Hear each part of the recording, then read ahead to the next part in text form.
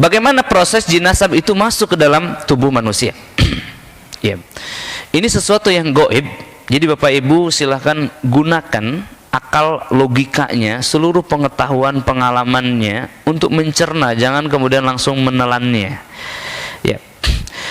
Bapak dan Ibu sekalian, iblis telah mendeklarasikan permusuhan abadi kepada Nabi Adam, kakek kita, ya, dan seluruh keturunannya. Kita adalah keturunannya Nabi Adam alaihissalam.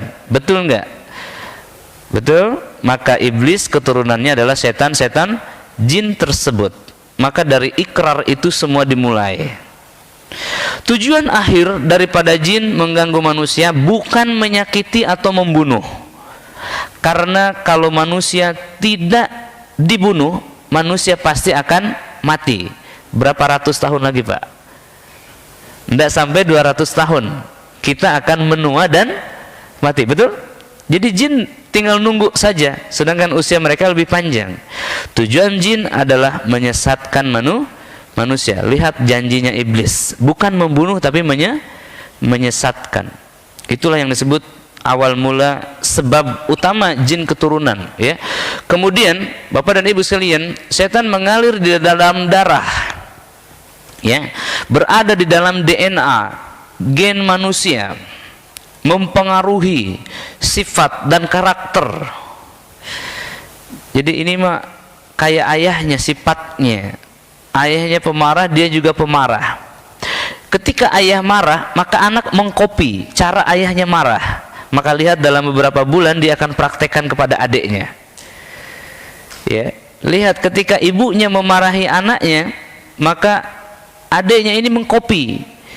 Dia mengsinkronisasi, maka berapa tahun kemudian dia akan praktekkan. Bahkan tidak harus berapa tahun, dalam berapa bulan dia akan praktekkan kepada adiknya lagi. Ya, itu secara lingkungan, secara environment, secara genetis juga demikian. Ya, karena genetis yang terjadi terbangun daripada anak-anak kita dari ayah dan ibunya. Kalau ayah dan ibunya, ya, sel-sel darahnya memang mengandung setan, maka sangat mungkin turun kepada anaknya yang juga demikian, secara logis demikian. Tetapi Allah Subhanahu wa taala melalui nabinya sallallahu alaihi wasallam mengatakan bahwasannya setiap bayi yang terlahir itu dalam keadaan suci. Nah, yang suci adalah ruhnya, bukan darahnya, bukan selnya, bukan gennya. Ya, tetapi ada pendapat, ya, ada pendapat seorang ulama yang mengatakan bahwasannya kita jangan terlalu jauh berbicara tentang ini karena hal yang gaib. Ya. Ya, ada peruqyah yang mengatakan kalau ibunya kena sihir, maka jangan menyusui anaknya, nanti jinnya turun. Itu kalimat yang batil. Kalimat yang salah. Setan tidak turun melalui itu. Tetapi Bapak sekalian, ketika anak itu dibuat, diproses di dalam rahim, ini sangat mungkin gangguan setan dimulai dari sana. Makanya ada doa-doa perlindungan untuk anak-anak, ya, seperti itu.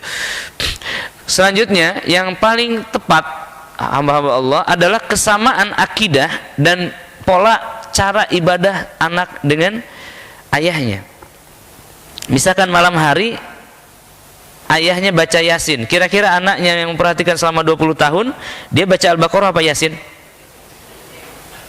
Baca Yasin apa Al-Kahfi?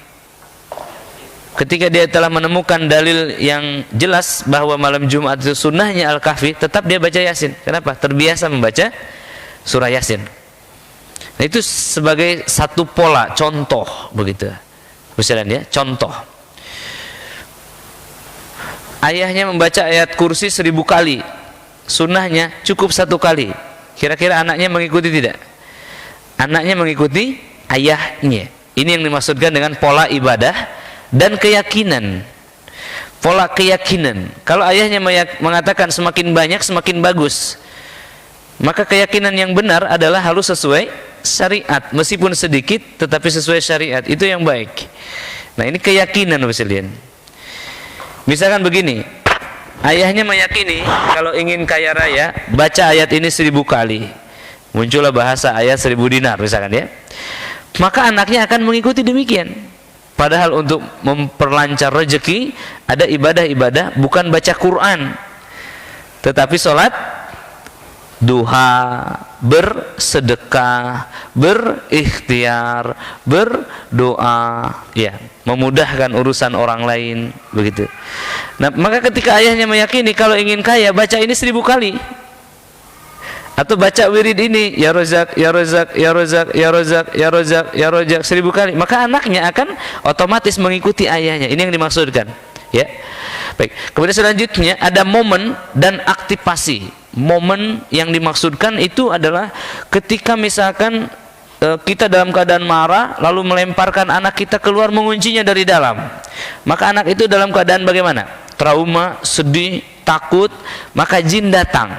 Tuh, lihat ayah kamu seperti itu, sabar ya nak, ada om di sini, padahal om jin. Ya, ketika kita kunci anak kita di kamar dalam keadaan gelap, ya, dia meneriak, dia meronta, dan kita marahi, kita caci maki, maka ada jin yang mendekatinya, mengelusnya, membisikinya. Nah, seperti itu sekalian, itu adalah momen.